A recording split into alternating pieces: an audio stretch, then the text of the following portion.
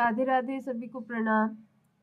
सर्वप्रथम तो मैं आपसे माफ़ी चाहूँगी, आज बहुत लेट हो गया है वीडियो बनाने में। और 2 दिन से फ़ोन में भी पता नहीं क्या हो रहा है, चलता चलता अपने आप ही वीडियो रिकॉर्डिंग बंद हो जाती है, तो मुझे वहीं पे बंद करना पड़ता है। देखते हैं आज कहाँ तक चलता है, ये साथ देता है या धोखा देता है। वसुदेव सुतं देवं कंसचाणूरमर्दनं देवकी परमानंदम कृष्णं वंदे जगद्गुरुं। नारायण नारायण नारायण।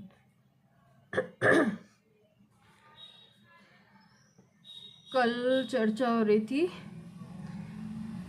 39वें श्लोक का, मतलब आधे से ज़्यादा हो गया था व्याख्या, थोड़ी बहुत बाकी है, तो 2 लाइन पीछे से लेके चलते हैं अपन।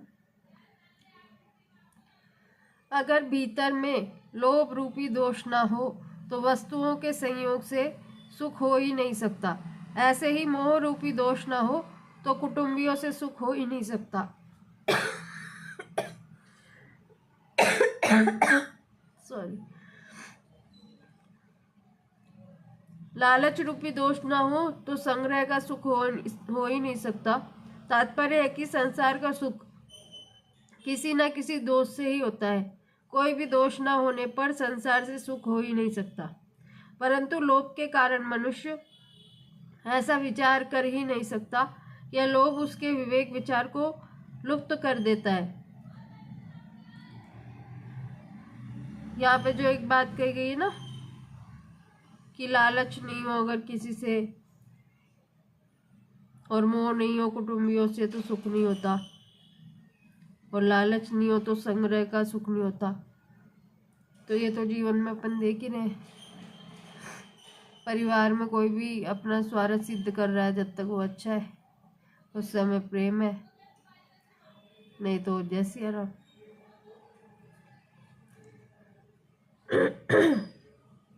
कथम न गेम अस्माभि प्रपश्यद्भिर जनार्दन। अब अर्जुन अपनी बात कहते हैं कि यद्यपि दुर्योधन आदि अपने कुलक्षय से होने वाले दोष को और मित्र दोष से होने वाले पाप को नहीं देखते, तो भी हम लोगों को कुलक्षय से होने वाली अनर्थ परंपरा को देखना ही चाहिए, जिसका वर्णन अर्जुन आगे 40वें श्लोक से 44वें श्लोक तक करेंगे। क्योंकि हम कुलक्षय से होने वाले दोष को भी अच्छी तरह जानते हैं और मित्रों के साथ द्रोह वैर द्वेष से होने वाले पाप को भी अच्छी तरह से जानते हैं।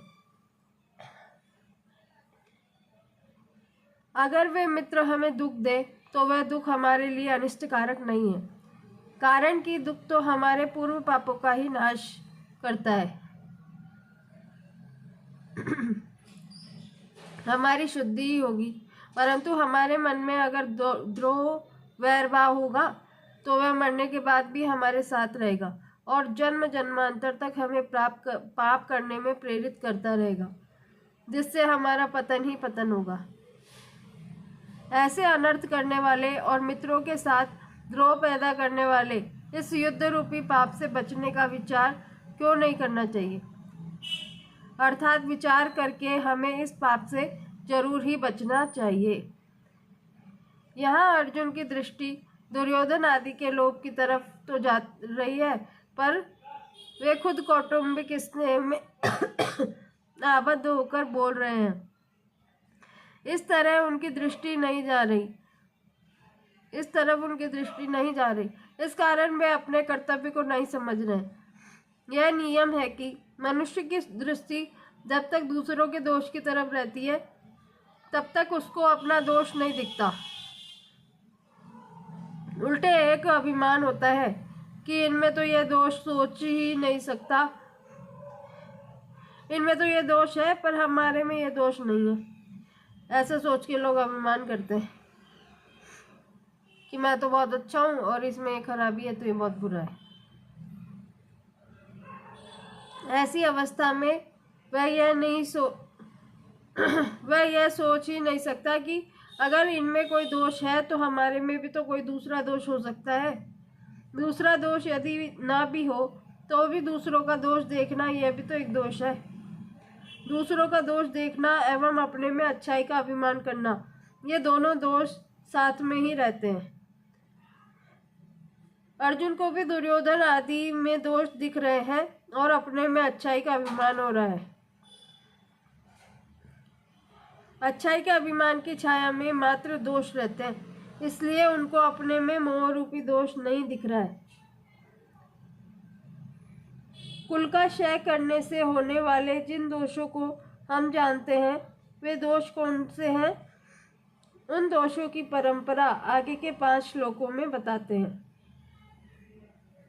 कुलक्षये प्रणक्ष्यन्ति कुलधर्मा सनातनः धर्मे नष्टे कुलं कृष्ण मैं धर्मो भी भवत्युत। व्याख्या। कुलक्षये प्रणश्यन्ति कुलधर्मा सनातनः। जब युद्ध होता है तब उसमें कुल वंश का क्षय होता है। जब से कुल आरंभ हुआ है तभी से कुल के धर्म अर्थात कुल की पवित्र परंपराएं, पवित्र रीतियां, मर्यादाएं भी परंपरा से चलती आई है। परंतु जब कुल का क्षय हो जाता है तब सदा से कुल के साथ रहने वाले धर्म भी नष्ट हो जाते हैं। अर्थात जन्म के समय, द्विजाति संस्कार के समय, विवाह के समय, मृत्यु के समय और मृत्यु के बाद किए जाने वाले जो शास्त्रीय पवित्र रीति रिवाज है, जो कि जीवित और मृत आत्मा के मनुष्यों के लिए इस लोक में और परलोक में कल्याण करने वाले हैं, वे नष्ट हो जाते हैं। कारण कि जब कुल का ही नाश हो जाता है तो कुल के आश्रित रहने वाले धर्म किसके आश्रित रहेंगे? धर्मे नष्टे कुलम कृष्णा मैं धर्मो भी भवत्युत। जब कुल को पवित्र मर्यादाएं, पवित्र आचरण नष्ट हो जाते हैं तब धर्म का पालन न करना और धर्म से विपरीत काम करना अर्थात करने लायक काम को न करना और न करने लायक काम को करना, अधर्म संपूर्ण कुल को दबा लेता है। अर्थात संपूर्ण कुल में अधर्म छा जाता है। अब यहाँ यह शंका होती है कि जब कुल नष्ट हो जाएगा, कुल रहेगा ही नहीं, तो अधर्म किसको दबाएगा? इसका उत्तर यह है कि जो लड़ाई के योग्य पुरुष है वे तो युद्ध में मारे जाते हैं, किंतु जो लड़ाई के योग्य नहीं है, ऐसे जो बालक और स्त्रियां पीछे बच जाती हैं, उनको अधर्म दबा लेता है। कारण कि जब युद्ध में शस्त्र, शास्त्र, व्यवहार आदि के जानकार और अनुभवी पुरुष मर जाते हैं, तब पीछे बचे लोगों को अच्छी शिक्षा देने वाले, उन पर शासन करने वाले ही नहीं रहते। इससे मर्यादा का, व्यवहार का ज्ञान न होने से वे मनमाना आचरण करने लग जाते हैं। अर्थात वे करने लायक काम को तो करते नहीं हैं और न करने लायक काम को करने में लग जाते हैं। इसलिए उनमें अधर्म फैल जाता है। अधर्माभिभवात् कृष्ण प्रदुष्यन्ति कुलस्त्रियः स्त्रीषु दुष्टासु वार्ष्णेय जायते वर्ण शंकर। व्याख्या। अधर्माभिभवात् कृष्ण प्रदुष्यन्ति कुलस्त्रियः। धर्म का पालन करने से अंतःकरण शुद्ध हो जाता है। अंतःकरण शुद्ध होने से बुद्धि सात्विकी बन जाती है। सात्विकी बुद्धि में क्या करना चाहिए और क्या नहीं करना चाहिए, इसका विवेक जागृत रहता है। परंतु जब कुल में अधर्म बढ़ जाता है तो आचरण अशुद्ध होने लगते हैं, जिससे अंतःकरण अशुद्ध हो जाता है। अंतःकरण अशुद्ध होने से बुद्धि तामसी बन जाती है। बुद्धि तामसी होने से मनुष्य अकर्तव्य को कर्तव्य और कर्तव्य को अकर्तव्य मानने लग जाता है। अर्थात उसमें शास्त्र मर्यादा से उल्टी बातें पैदा होने लग जाती हैं। इस विपरीत बुद्धि से कुल की स्त्रियां दूषित अर्थात व्यभिचारिणी हो जाती हैं। स्त्रीषु दुष्टासु वार्ष्णेय जायते वर्ण शंकर। स्त्रियों के दूषित होने पर वर्ण शंकर पैदा हो जाता है। पुरुष और स्त्री दोनों अलग अलग वर्ण के होने पर उनसे जो संतान पैदा होती है वह वर्ण शंकर कहलाती है। पर आजकल के लोगों को इस बात से कोई फर्क नहीं पड़ता। कि वर्ण संकर क्या होता है, क्यों होता है, उससे कैसे बचना चाहिए। उनको कोई मतलब नहीं है, उनको बस विवाह से मतलब है कि बस इस अमुक व्यक्ति हमें अच्छा लगता है और हमारा इससे विवाह होना चाहिए। बाकी शास्त्र क्या कह रहे हैं, संतजन क्या कह रहे हैं, उस बात से उनको कोई मतलब नहीं होता। अस्तु। अर्जुन यहाँ कृष्ण संबोधन देकर यह कह रहे हैं कि आप सबको खींचने वाले होने से कृष्ण कहलाते हैं, तो आप ये बताइए कि हमारे कुल को आप किस तरफ खींचेंगे, अर्थात किधर ले जाएंगे। वार्ष्णेय, इस पद का संबोधन देने का भाव है कि आप वृष्णि वंश में अवतार लेने के कारण वार्ष्णेय कहलाते हैं, परंतु जब हमारे कुल वंश का नाश हो जाएगा तब हमारे वंशज किस कुल के कहलाएंगे, अतः कुल का नाश करना उचित नहीं है।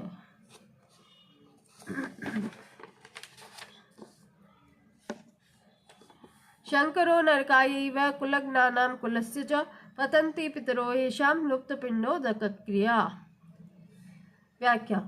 शंकरो नरकायैव कुलज्ञानां कुलस्य च, वर्ण मिश्रण से पैदा हुए वर्ण शंकर संतान में धार्मिक बुद्धि नहीं होती, वह मर्यादाओं का पालन नहीं करता क्योंकि वह खुद बिना मर्यादा से पैदा हुआ है। सब ध्यान दे के सुनेंगे, ये जो अब चल रहा है ना, जो मैटर, ये प्रसंग जो वर्ण शंकरता का चल रहा है, इसको ध्यान से सुनिए, मनन कीजिए। गीता जी में लिखा हुआ है, कोई हंसी मजाक में कही हुई बातें नहीं है ये। वह बालक मर्यादाओं का पालन नहीं करता क्योंकि वह खुद बिना मर्यादा के पैदा हुआ है, इसलिए उसके खुद के कुल धर्म न होने से वह उनका पालन नहीं करता, प्रत्युत कुल धर्म अर्थात कुल मर्यादा से विरुद्ध आचरण करता है। जिन्होंने युद्ध में अपने कुल का संहार कर दिया उनको कुलघाती कहते हैं। वर्णशंकर ऐसे कुलघातियों को नरकों में ले जाता है। कहाँ ले जाता है? नरकों में। कौन? वर्णशंकर। केवल कुलघातियों को ही नहीं, प्रत्युत कुल परंपरा नष्ट होने से संपूर्ण कुल को भी वह नरकों में ले जाता है। सुनते जाइए आगे आगे ध्यान से। पतंती पितरो येषां लुप्तपिण्डोदकक्रिया।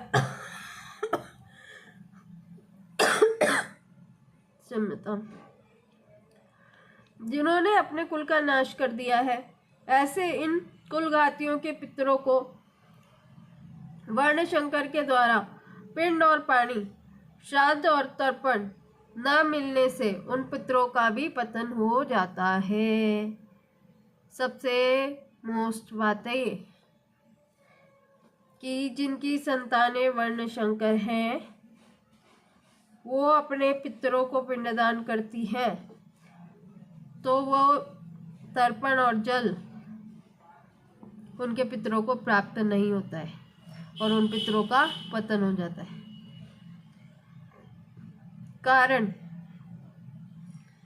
कि जब पितरों को पिंड पानी मिलता रहता है तब वे उस पुण्य के प्रभाव से ऊंचे लोकों में रहते हैं, परंतु जब उनको पिंड पानी मिलना बंद हो जाता है तो उनका वहां से पतन हो जाता है, अर्थात उनकी स्थिति उन लोकों में नहीं रहती। पितरों को पिंड पानी न मिलने में कारण यह है कि वर्णशंकर की पूर्वजों के प्रति आदर बुद्धि नहीं होती। इस कारण उनमें पितरों के लिए श्राद्ध तर्पण करने की भावना हो ही नहीं सकती। अगर लोक लिहाज में आकर वे श्राद्ध तर्पण करते भी हैं तो भी शास्त्र विधि के अनुसार उनका श्राद्ध तर्पण में अधिकार न होने से वह पिंड पानी पितरों को मिलता ही नहीं है। इस तरह जब पितरों को आदर बुद्धि से और शास्त्र विधि के अनुसार पिंड जल नहीं मिलता तब उनका अपने स्थान से पतन हो जाता है। अब सोचिए, अभी जो वर्तमान में चल रहा है समय, ये उससे शादी कर रहा है, वो उससे शादी कर रहा है, एक बार हो गई फिर दोबारा कर रहा है, वर्णशंकर संतानें पैदा हो रही हैं। पितरों को अपने जन्म से मतलब जब तक पितर थे जिंदा तब तक उन्हें वैसे सुख नहीं दे सके, और अब मर गए तो वैसे उनको खाने पीने को नहीं मिलने वाला। धन्य ऐसे लोगों को प्रणाम है। परिशिष्ट भाव। पितरों में एक आजान पितर होते हैं जो होते हैं और एक होते हैं मर्त्य पितर। पितर लोक में रहने वाले पितर आजान है और मनुष्य लोक में मरकर गए पितर मर्त्य हैं। श्राद्ध और तर्पण न मिलने से मर्त्य पितरों का पतन होता है। पतन उन्हीं मर्त्य पितरों का होता है जो कुटुंब से, संतान से संबंध रखते हैं और उनसे श्राद्ध तर्पण की आशा रखते हैं। दोषे रहते कुलग्नानां वर्णशंकर कारकै उत्सादन्ते जाति धर्मा कुल धर्माश्च शाश्वतः। व्याख्या। दोषे रहते कुलग्नानां कुल धर्माश्च शाश्वतः। युद्ध में कुल का क्षय होने से कुल के साथ चलते आए कुल धर्मों का भी नाश हो जाता है। कुल धर्मों के नाश से कुल में अधर्म की वृद्धि हो जाती है। अधर्म की वृद्धि से स्त्रियां दूषित हो जाती हैं। स्त्रियों के दूषित होने से वर्णशंकर पैदा हो जाता है। इस तरह इन वर्णशंकर पैदा करने वाले दोषों से कुल का नाश करने वालों के जाति धर्म, वर्ण धर्म नष्ट हो जाते हैं। कुल धर्म और जाति धर्म क्या है? एक ही जाति में एक कुल की जो अपनी अलग अलग परंपराएं हैं, अलग अलग मर्यादाएं हैं, अलग अलग आचरण है, वे सभी उस कुल के कुल धर्म कहलाते हैं। एक ही जाति के संपूर्ण कुलों के समुदाय को लेकर जो धर्म कहे जाते हैं वे सभी जाति धर्म अर्थात वर्ण धर्म कहलाते हैं, जो कि सामान्य धर्म है और शास्त्र विधि से नियत है। इन कुल धर्मों का और जाति धर्मों का आचरण न होने से ये धर्म नष्ट हो जाते हैं। उत्सन्न कुल धर्माणां मनुष्याणां जनार्दन नरके नियतम वासो भवतीत्य निशुश्रम। व्याख्या। उत्सन्न कुल धर्माणां अनुश्रम। भगवान ने मनुष्य को विवेक दिया है, नया कर्म करने का अधिकार दिया है, अतः वह कर्म करने में अथवा न करने में, अच्छा करने में अथवा मंदा करने में स्वतंत्र है। इसलिए इसको सदा विवेक विचार पूर्वक कर्तव्य कर्म करने चाहिए। परंतु मनुष्य सुख भोग आदि के लोभ में आकर अपने विवेक का निरादर कर देता है। सुख भोग के लोभ में आकर अपने विवेक का निरादर कर देता है और राग द्वेष के वशीभूत हो जाता है, जिससे उनके आचरण शास्त्र और कुल मर्यादा के विरुद्ध होने लगते हैं। परिणाम स्वरूप इस लोक में उनकी निंदा, अपमान, तिरस्कार होता है और परलोक में दुर्गति, नरकों की प्राप्ति होती है। अपने पापों के कारण उनको बहुत समय तक नरकों का कष्ट भोगना पड़ता है। ऐसा हम परंपरा से बड़े बूढ़े गुरुजनों से सुनते आए हैं। अपने मन की मनगढ़ंत बातें नहीं है, ये गीता जी के 44वें श्लोक की व्याख्या में लिखा हुआ है। जिसको भी ये हो कि भाई मन से बोला जा रहा है, वो गीता जी उठा के पढ़ सकता है। भगवान ने उसको बुद्धि, नेत्र, हाथ, जिह्वा सब दिया है, पढ़ के मनन कर सकता है और सही गलत का फैसला भी कर सकता है। मनुष्याणाम।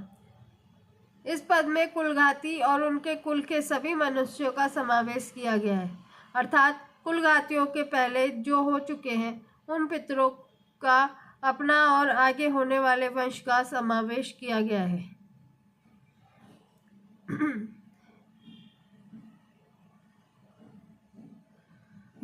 युद्ध में होने वाली अनर्थ परंपरा के वर्णन का खुद अर्जुन पर क्या असर पड़ा, इसको आगे के श्लोक में बताते हैं।